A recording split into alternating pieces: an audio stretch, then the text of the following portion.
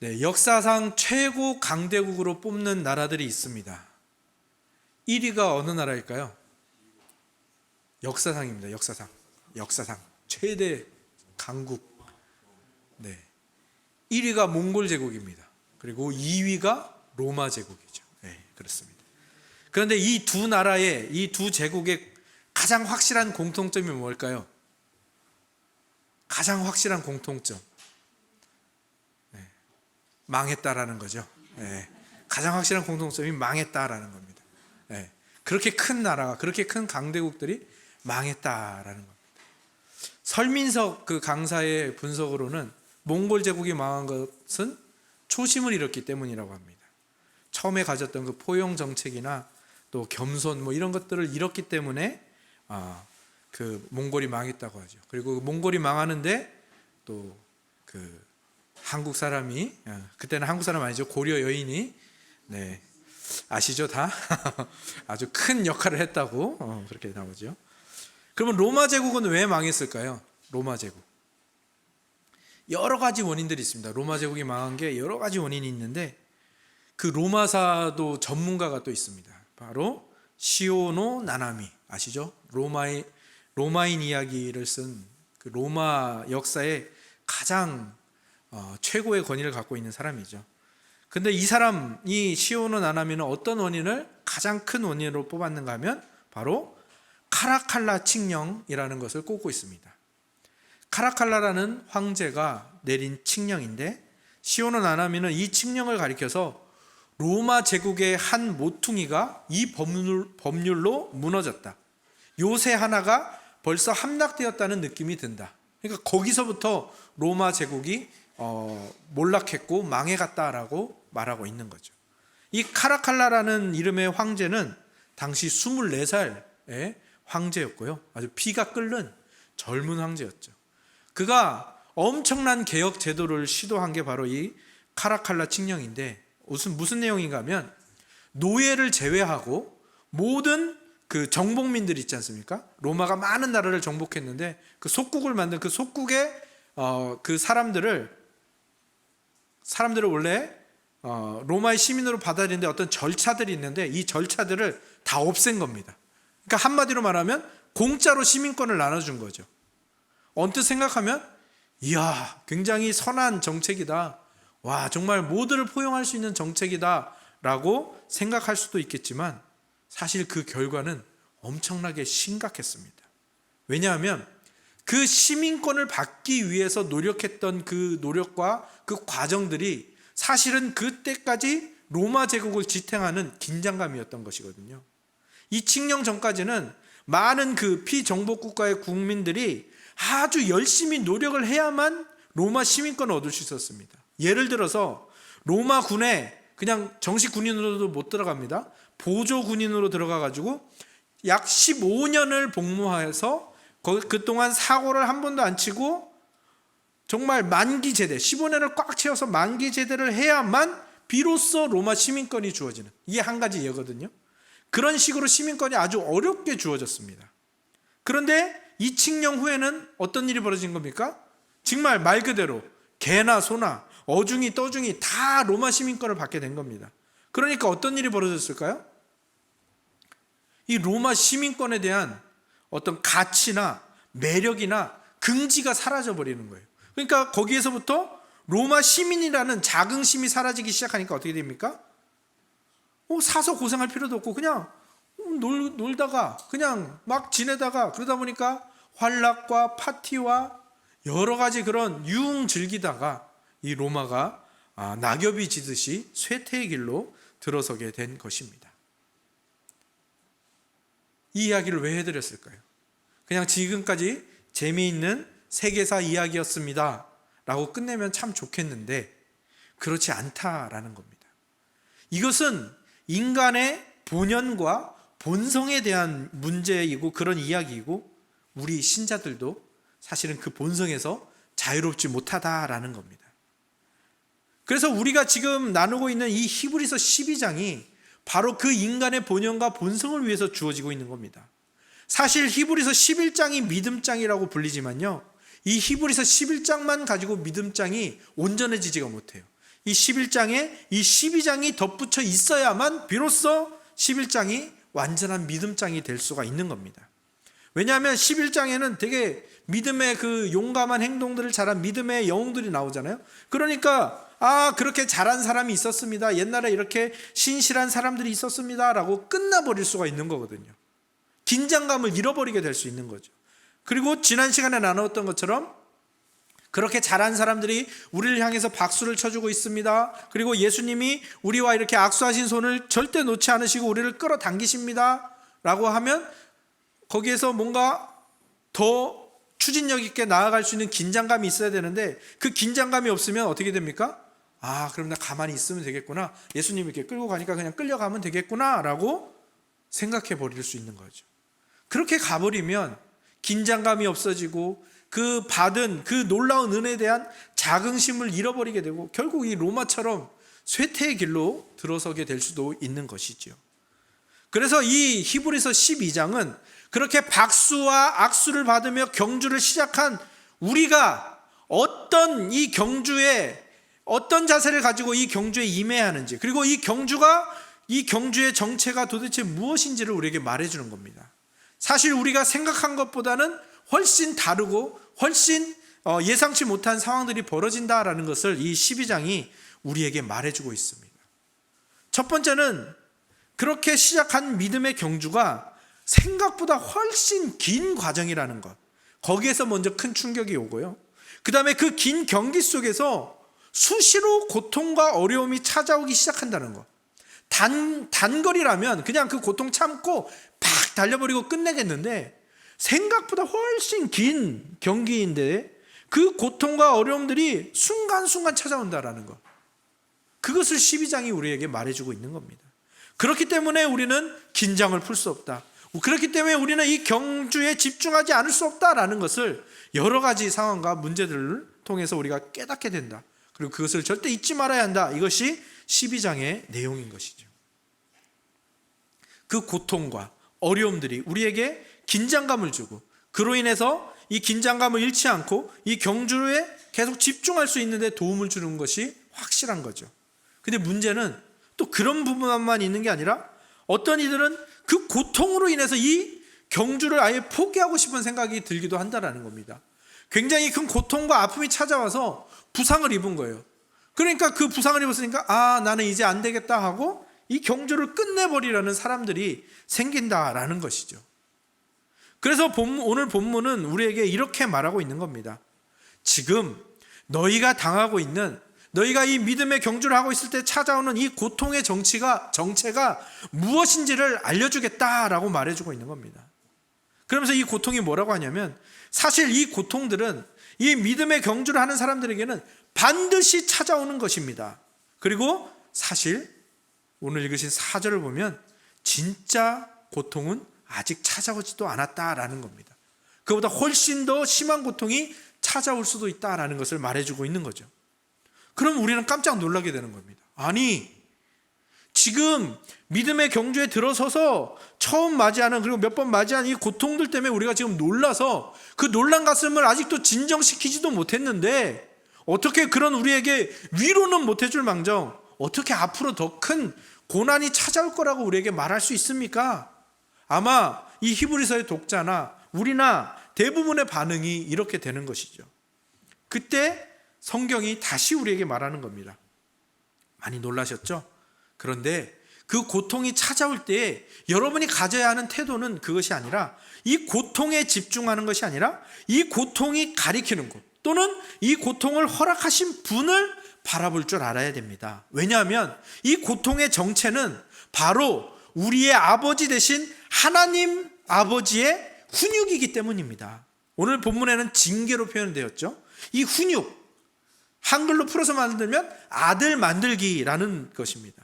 그러니까 이 훈육, 이 징계, 이 고통은 하나님의 아들이 아니면 찾아오지 않습니다. 그러니까 무슨 말입니까? 우리가 믿음의 경주를 당하다가 고통이 찾아오고 이 징계와 훈육이 찾아오면 우리는 무엇을 알 수 있는 겁니까?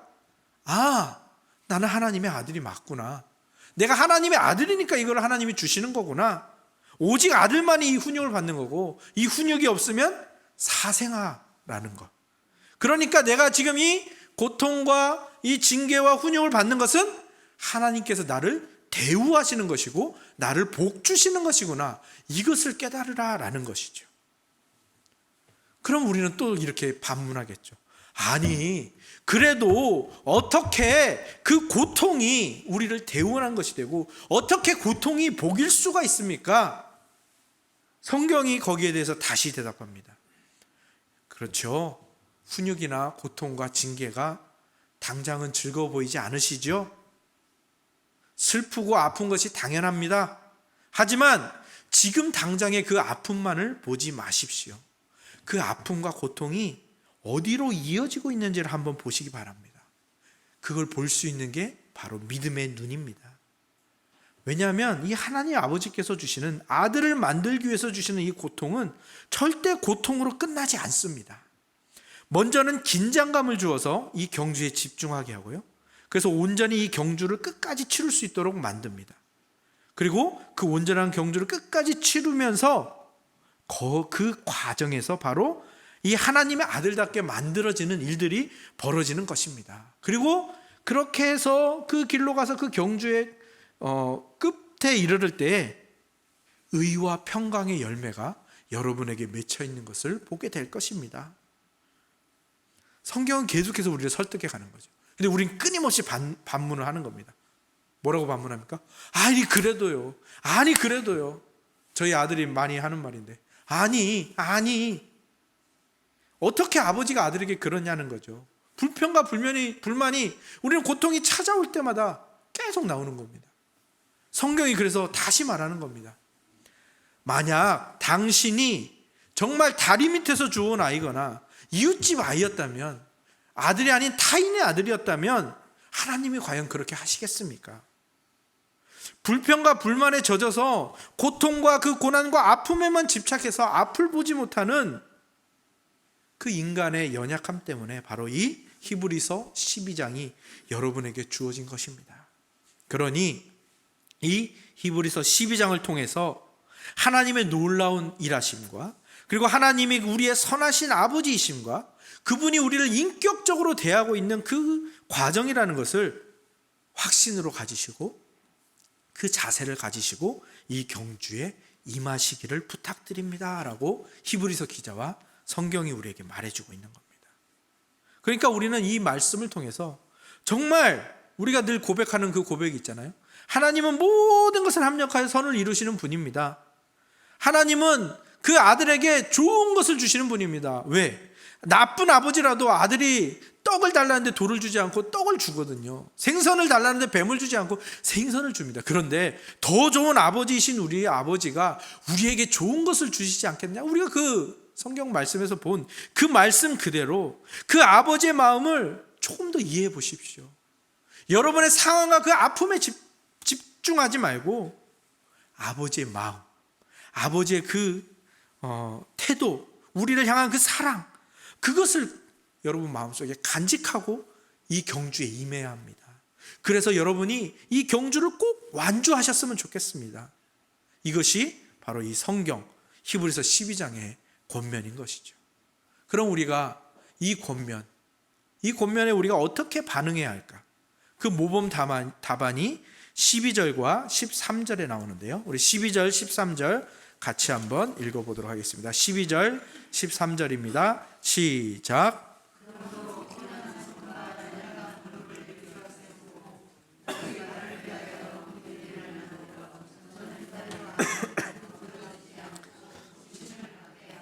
네, 그렇습니다. 12절, 13절은 성령 하나님이 우리의 고통을 외면하시는 분이 아니라 오히려 정확하게 진단해 주시는 분이심을 알려주죠. 우리가 믿음의 경주를 시작하기 전에는 멀쩡해 보였던 우리의 경주가 정말 계속되면 계속될수록 우리의 많이 지쳐있고 다쳤고 피곤한 부분, 정말 무릎이 후들거리고 다리를 쩔룩쩔룩이는 그 모습을 우리가 잘 캐치하지 못하고 우리가 잘 보지 못할 때 성령 하나님께서 그것을 우리에게 보이게 하시는 겁니다. 그 고통을 통해서 잠시 멈추게 하심으로 잠시 거기에 서서 우리의 모습을 보게 하는 거죠. 왜 보라는 겁니까? 방금 읽으신 말씀처럼 재정비하라는 겁니다.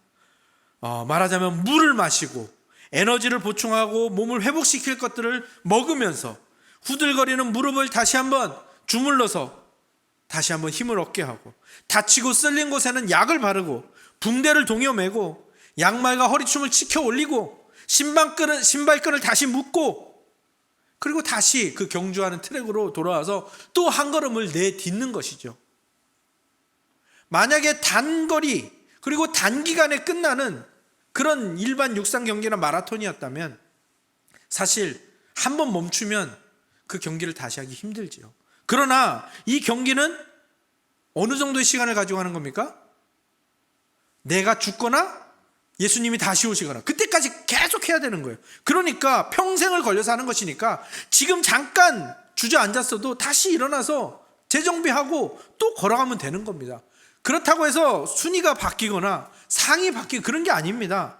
하나님은 오히려 멈추어서 재정비할 그러한 시간도 우리에게 주시는 것이고요, 필요하면 이 휴식과 재정비와 치료와 보충도 과감하게 하는 것이 이 믿음의 경주에서는 필요하다라는 겁니다. 그리고 그 시간을 통해서 그동안 이만큼을 걸어왔는데 여기서 멈췄다면 한번 되돌아보는 겁니다. 내가 되돌아보면서 지금까지 걸어온 지금까지 해온 이 경주의 모습들을 돌아보면서 이 부분은 잘못했었네, 잘못된 자세로 했었네, 이 부분은 실수였네, 이 부분은 악수였네, 복귀하면서 나쁜 것들은 고쳐가고 또 기본 자세를 다시 한번 생각하면서 좋은 폼, 좋은 자세로 다시 이 경주를 시작하는 그런 일들을 하도록 하시는 거죠. 그리고 그 무엇보다도 그 모든 과정을 통해서 하나님이 정말 그 결승점에서 기다리고 계시는 아버지 하나님이 그냥 우리가 한 번에 달려오는 것도 기뻐하시겠지만, 그러나 이 과정들을 통해서 깨닫고, 이 과정들 통해서 이거는 버리고, 이 과정들 통해서 아버지의 마음을 이만큼 더 알아가, 그걸 훨씬 더 좋아하시지 않겠습니까? 그러니까 그 앞에서 우리를 기다리시면서 그 기다리시는 기간만큼 우리를 칭찬하실 그 리스트를 적고 계시는 그 하나님 아버지를 기억하라는 겁니다. 기대하라는 겁니다. 그리고 우리의 손을, 악수한 그 손을 결코 놓지 않으시는 예수님이 우리와 그 경주에 항상 함께 하신다라는 것, 그것을 잊지 말라는 겁니다. 그리고 지난 시간에 나눴던 것처럼 우리를 향해서 끊임없이 베풀어지는 박수와 응원의 소리, 우리의 먼저 간 그 신앙의 선배들이 우리를 둘러싸고 그렇게 박수와 응원의 소리를 다시 들어보라는 것입니다. 그렇게 다시 이 기나긴 경주에 복귀하라는 것입니다. 그것이 히브리서 12장의 권면인 것이죠. 오프닝 앤 클로징이라는 책에 나오는 한 구절을 읽어드리겠습니다. 가방을 새로 사면 가죽에 힘이 들어가 있어서 각이 살아있죠. 그게 보기엔 좋은데 막상 들어보면 몸에 착 붙질 않아서 불편합니다. 그럴 땐 가방을 일부러 문고리에 며칠 걸어두는 거예요. 가죽이 약간 늘어지면서 자연스럽게 모양이 잡히도록 힘을 빼야 더 멋있는 것도 있거든요. 그렇습니다. 우리가 처음 경주를 시작할 때 그 힘찬 모습, 우리가 처음 예수 그리스도를 믿었을 때 그 막 신실한 고백들, 이것이 훨씬 더 좋은 것 같고 이것이 훨씬 더 아름다운 것 같지만 사실은 그렇지 않습니다. 그때는 힘이 너무 많이 들어가 있는 겁니다. 경주를 하면서 고통도 당해보고 아픔도 당해보고 부상도 당해보고 그러면서 힘이 점점 빠지는데, 힘이 빠지는 게 좋은 겁니다. 몸에서 힘을 빼는 게 모든 운동의 기본입니다. 또 좋은 연기는 그 감정에서 힘을 빼는 데서부터 시작이 되죠. 또 좋은 노래는 어디에서 시작됩니까? 목소리에서 힘을 빼는 데서 시작됩니다. 초보들이나 힘을 주는 거죠. 그래서 그 유명한 거 있지 않습니까? 공기반 소리반, 힘을 빼라는 겁니다. 목소리에서. 경기에 복귀하는 것이 늦어지는 것이 중요한 게 아니라 경기에 좀 늦게 복귀해도 힘을 뺄 수 있으면 그 고통, 그 주저앉은 순간이 훨씬 더 소중한 순간이라는 것이죠. 그러니까 포기하지 말라는 것, 이게 히브리서가 우리에게 말해주는 겁니다. 또 한 구절을 읽어드릴게요. 봄에는 싱싱한 황금빛으로 빛나며 여름에는 무성하고, 그리고 그러고 나서 가을이 오면 다시 더욱 더 맑은 황금빛이 되고, 마침내 나뭇잎 모두 떨어지면 보라, 줄기와 가지로 나목되어선 저 발가벗은 힘을.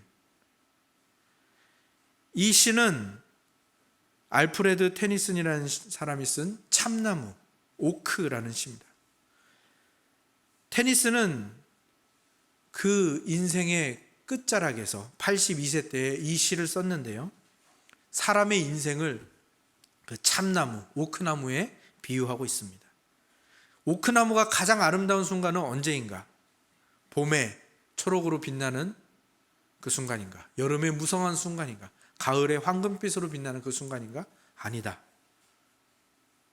나뭇잎 모두 떨어졌을 때, 그럼에도 불구하고 줄기와 가지로 벗은 나무 되어선 바로 그때이다 라고 말하고 있습니다.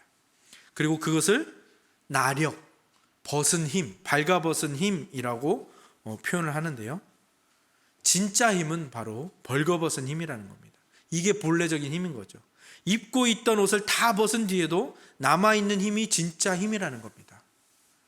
오랜 동안 정치를 했던, 직장에서 일을 했던, 그때 존경받는 것보다도 거기에서 물러났을 때 존경받는 것이 진짜 존경이듯이, 어쩌면 하나님께서 우리의 믿음의 경주를 통해서 주시는 그 훈육과 징계들은 바로 이 벗은 힘을 키우기 위한 것일지도 모르겠습니다. 우리의 인생, 우리의 믿음의 경주는 이토록 힘든 과정을 거칩니다.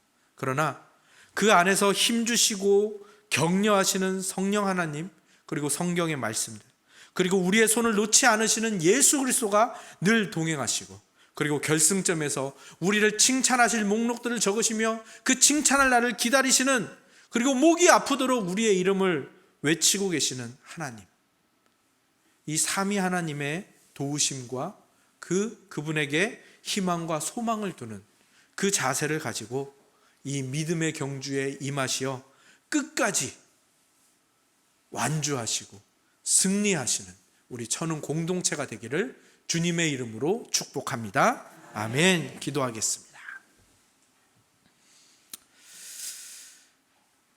하나님, 참으로 감사합니다.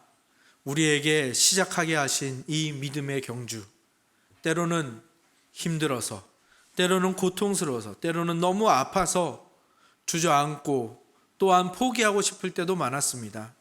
또 한 번 주저앉았을 때 과연 내가 다시 이 경주를 할 수 있는 것인가 의심이 들 때도 많았고, 그렇게 주저앉은 자기 자신을 자책하며 죄책감으로 보낸 시간들도 굉장히 많습니다.